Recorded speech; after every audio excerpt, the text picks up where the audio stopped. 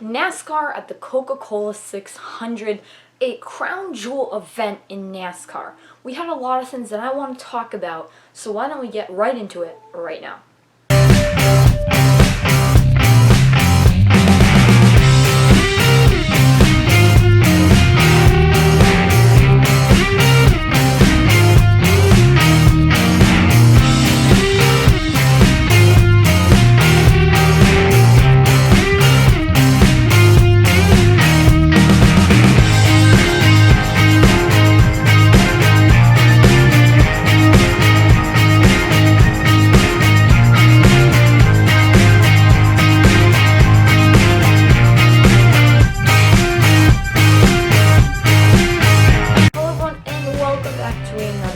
My name is Karen Simpson, and if you are new, we talk NASCAR, race reviews, and all of the sports that you can think of in your head on this channel. Just go scroll through the page and you'll find content that you as sports fans will like, I promise. But today we're sticking on NASCAR and we're talking about the Coca-Cola 600.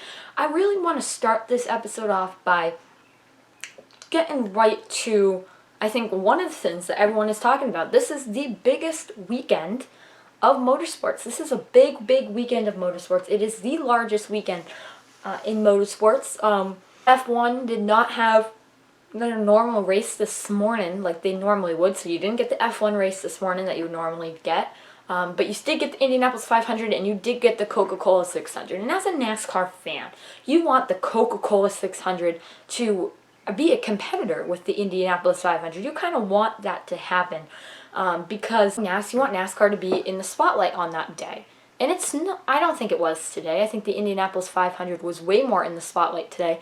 I mean, so it's Indy 500 then Coca-Cola 600, and Indy 500 was broadcasted on Big Boy NBC, and Coca-Cola 600 was broadcasted on Big Boy Fox. They were both broadcasted, basically same tier, I would say, of broadcasts. NBC might be slightly higher than Fox. I don't know. I don't know the exact numbers on that. I personally started to enjoy Fox's broadcast this year.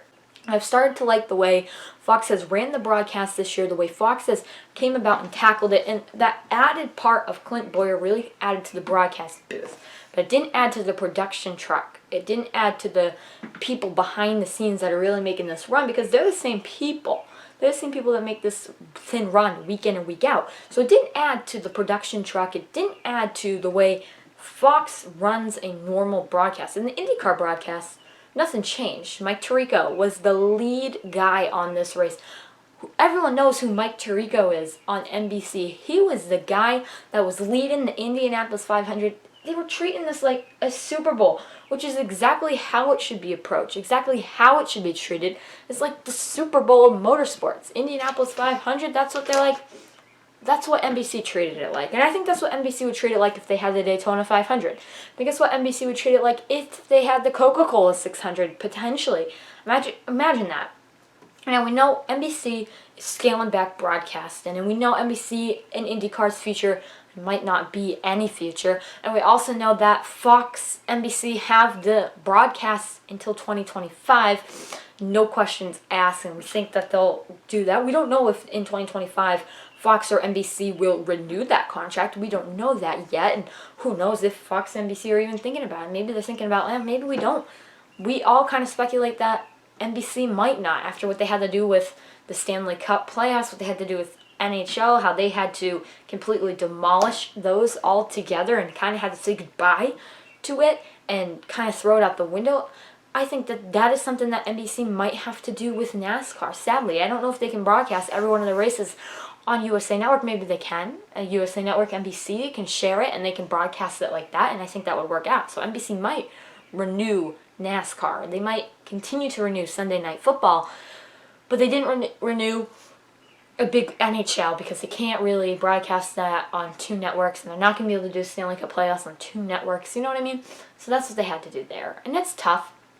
I ain't going to lie, it's tough for them to have to do that, to have to broadcast like that. We understand its toughness and how it is for NBC, but they treated this race like a Super Bowl, like the Stanley Cup Finals, like a major sporting event, which the Indianapolis 500 is. Mike Tirico was there. He was doing the pre-race. Then he sent it up to the regular broadcasters who continued to deliver on NBC's side of the Indianapolis 500. Now, I'm not saying that NBC is perfect when it comes to NASCAR, because I've seen Mike Tirico once at a NASCAR race that NBC has broadcasted. Once Mike Tirico has been there, and once big people from NBC have been there, and they've treated it like a big giant deal. All right, the championship race at the end of the year, NBC doesn't normally treat like the biggest deal ever, like a Super Bowl event. That's when you bring Mike Tirico in. The Coca-Cola race, they brought Mike Tirico in. They brought these guys in. That was a really big season for NBC, and they delivered on that season. But they continue. They don't do that normally. But Fox today did not deliver on the broadcast at all. Fox was down low, didn't deliver, didn't have anything in this broadcast, didn't really put anything on this. It was absolutely torture to watch in some ways. Actually, I didn't watch the whole entire race, and it's hard too. I heard from a lot of people that, yeah, it was pretty hard to watch the whole race today. I was like, oh, wow, that's not great. I didn't watch the whole thing, I'll be honest. We had people over. Didn't really watch the whole race, but tuned in here and there. And same thing with the Indianapolis 500. Tuned in here and there, but look at the race as a whole. It was very well done. It was professionally done and deserves the credit that it gets. It deserves credit for what it did, how it ran it, how it was done professionally. Indianapolis 500 put every little storyline they can get. And I'm going to say that for NASCAR, NBC does the same thing. They put every little storyline they can get. But this year, Fox's broadcast booth has completely challenged NBC's broadcast booth. And I really like that. Up until this point, Fox is kind of, I kind of really noticed the throwing hundreds of commercials in, throwing thousands of ads and all that. I know you have to make your money somehow, and I get it. That is something you have to do. But do you have to do it like this? And that's just a question. Do you have to really do it like this? It's something to wonder. It's something to think about in the future and think about right now. Is that something that NASCAR needs to do? Is that something that NASCAR wants to do? And that is something that we're all thinking about. So we'll get into more about that. Like, does NASCAR completely need to throw away Fox, throw away NBC, throw away every broadcaster? And they have to throw the way they've broadcast it. No, but I think NASCAR needs to open up more options. Open up more viewing options. You have NASCAR Drive, where you can go on NASCAR Drive and, you can look in-car cameras and look at that point of view of what you choose. And you used to be able to do it like you have one square, another square, another square, another square on NASCAR Drive. I don't even think they do that anymore. I think it's like one camera and they pack it full of ads. It's just, that's not what I liked. I like the old NASCAR Drive where I would pull up NASCAR Drive on my laptop, have it next to me on the race day, and I would have one driver that I really wanted to watch. I would have maybe a turn 4 camera. I had another driver I really wanted to watch, another driver I wanted to watch. Maybe I'd have the camera of all the cars going by. That is something that I would do because that's something that I care about. Like, that's something that I think NASCAR needs to invest in. And they might want to bring that back. I don't know if you can still do that on NASCAR Drive right now.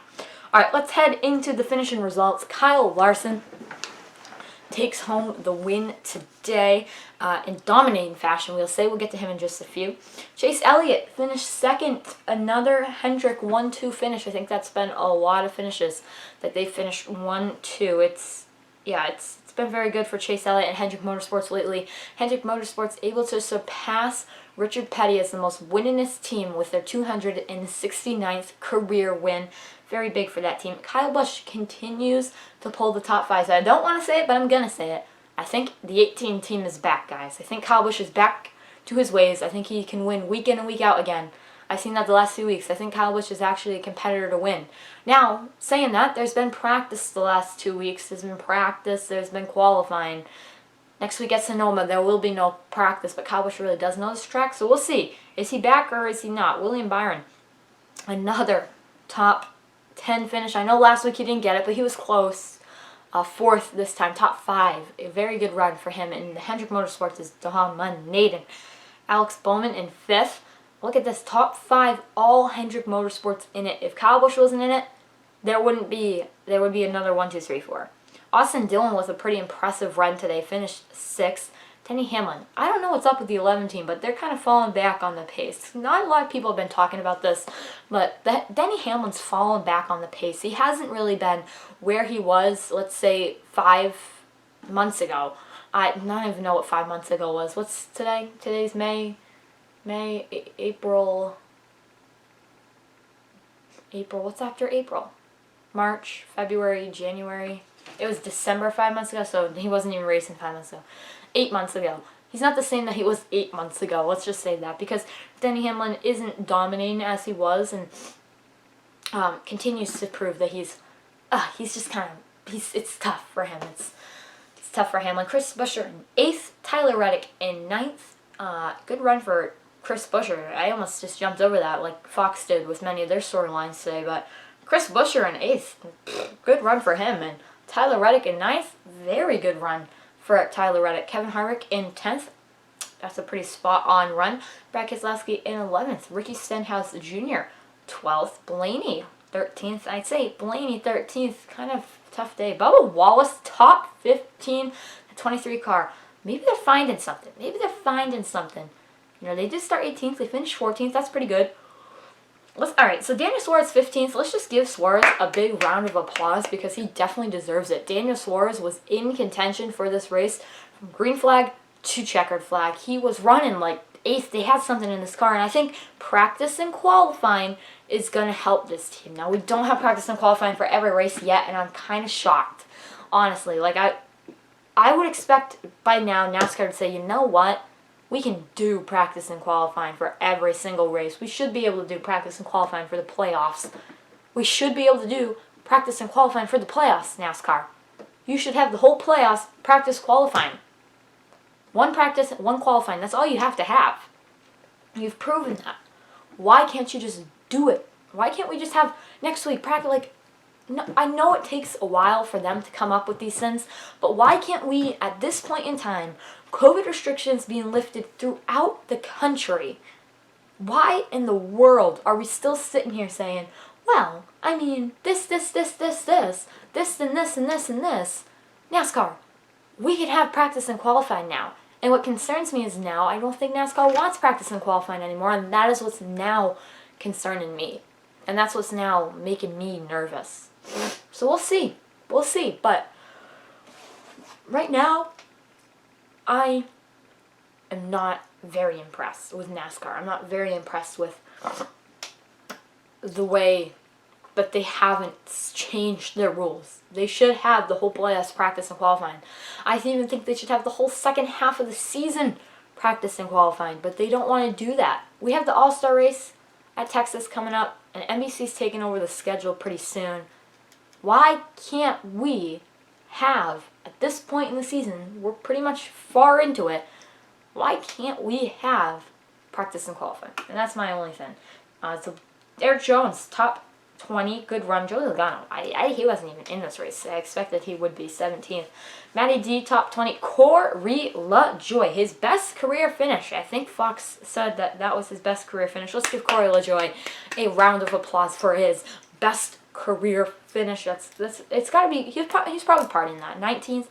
That team doesn't normally run that well. And Michael McDowell with a top 20 finishes out this one. So, winner spotlight, let's get to that. Chase Elliott, cut that out. Kyle Larson wins the race today. Kyle Larson able to win in a domination, I guess we can say, domination. He won all 4 stages. This is his longest ever race he's won. So congrats to Kyle Larson to win the longest race of his career. But I'm happy for the Hendrick Motorsports team and becoming the winningest team ever. This is Kyle Larson's second career win this season. Hendrick Motorsports, Kyle Larson, that team has found something on these mile-and-a-halfs. They've found something on these intermediate tracks, and it's scary for the rest of the field. The rest of the field better be braced because they found something. They found something that the rest of the field hasn't been able to dive into yet, hasn't been able to figure out. And that's what they've found. They've shared. I think Hendrick Motorsports now knows exactly what Kyle Larson's been doing. That's why it's such a big kind of share. And I mean, 269 wins means that this team's able to figure things out, and they're able to do things in a way that many people aren't able to do it. And congratulations to them. Congratulations to Hendrick Motorsports on being the most winningest team, and congratulations to the 5 car for being able to become that driver. It's exciting. It's very exciting for the whole entire organization, and I'm sure they were definitely celebrating that. And it's a big deal. But Kyle Larson has proven that he is second in line of the championship, maybe first in line. I don't know. I haven't really changed that yet. I still think that the 78 car is in line for championship. I still think that 78 car is the guy. He's the guy that you're going to have to beat to win the title. So that's just still me. I still think that. But, I mean, I'm looking all around and I'm thinking, yeah, this could very well be a winner-takes-all event. By that, I mean, this could very well be Kyle Larson takes everything. This could very well be a Joey Logano, Kyle, like, that's what I'm thinking this could be. But we have to sit back, we have to relax, and we have to enjoy what we're getting. We're getting a show in front of us, and we have to enjoy what we're seeing, this battle between JGR, Hendrick Motorsports, and Penske. It's still leaning in there, but I don't know if they're still there, but that is it. Oh, by the way, those are all Kyle Larson's stats, as you guys probably know by now. Let's talk a little bit more about the Coca-Cola 600, then we'll stick this race on the hit the gas or hit the brakes, and we'll get out of here. So, the length of this race is a topic of conversation every time we come to this racetrack. Is it too long? Is it too short? Too short. Now, no one ever says too short, but is it too long? And personally, this year seemed to fly by in the length of the race. It seems to be less cautions, less, these cars handled very well, and there seems to be less cautions. There seems to be less absolute disasters that occurred during today's race, which is good for the drivers, which is good for the teams, to not have any big disasters. And yeah, there shouldn't even have to be that conversation, like, oh, whew, that was a disastrous move, or ooh, yikes, yeah, that was pretty bad. Like, that shouldn't be any in NASCAR. Like, I get that it is part of it, but like at the Coca-Cola 600, we shouldn't be spending almost 5 hours sitting around and being like, ugh, this race is absolutely terrible. Like, that was something that people have said about this race for years. Like, oh, man, wreck here, wreck here, wreck here. And normally wrecks are something that bring fans in, which is sad. I'd agree. I don't like that narrative, but, wrecks bring people into NASCAR. It's the truth. So the Coca-Cola 600 filled with wrecks would be like, whatever. It's not a wreck at the Coca-Cola 600. Like, no one really ever came into that race and was always excited. Like, coming into this race, I was like, okay, maybe it will be good. It went fast. 1, 2, 3 stages kind of went by like this. Now I can say goodbye like this because it didn't. It was about 4 hours race, but I think it might have been the shortest Coca-Cola 600 ever. 4 stages of 100 laps is a long race. NASCAR never does 4 stages. It's normally only 3 stages. They did do 4 today because of the Coca-Cola 600. They always do 4. It's pretty chaotic, this race, and it's very fun. But with that comes the drivers and the teams being able to adapt, being able to, Coca-Cola 600 is no longer like edge of your seat, 400 laps, anything could happen, the cars could blow up, the cars could go away. That's not what it is anymore, and I still think NASCAR should keep it because it's a crown jewel event. It's a crown jewel event. NASCAR should keep this race for a while. This race should stay. It's a crown jewel event, and NASCAR, yeah, I think NASCAR should keep this race. But, I think keep it in it. 600 miles keeps it unique. Keeps it something that we always want to go and see. So, yeah, that's what I think. That's what I think, and that is, leads us into hit the gas or hit the brakes. You guys have the power to hit the gas or hit the brakes down in the comments down below. Go hit the gas or hit the brakes. Tell me what you would give it, an A+ or an F- on today's race. Now, I kind of talked about, the racing wasn't terrible. And again, short race. Shortest race ever for the Coca-Cola 600. 4 hours. A lot of the criticism that comes of this race is how the length of this race. Ugh, it's so long. Like, we can't even handle it. That's most of the criticism. And It wasn't as long as normal, but 4 hours is a long time to keep fans attentive. So I'll be interested to see what the ratings are. But I'm gonna give this one a hit the brake minus. Wasn't awesome race. It wasn't amazing. It wasn't by any means great. But it was still a good race and had action at every turn. Everywhere you looked, there was action. So that is something that we all can say is good about today's race. So thank you all for watching this video. It was a busy week for the channel, so maybe I'll throw a few cards up here if you missed any videos. How well do my sisters know NASCAR? How well do my sisters know NASCAR? That was a good one. And my Stanley Cup Round 2 predictions are out. They all came out on Saturday, and then my video today. But thank you all for watching this. If you enjoyed it, leave a like. If you're new, subscribe. We do this every week, and we'll see you guys on the next one. Peace out.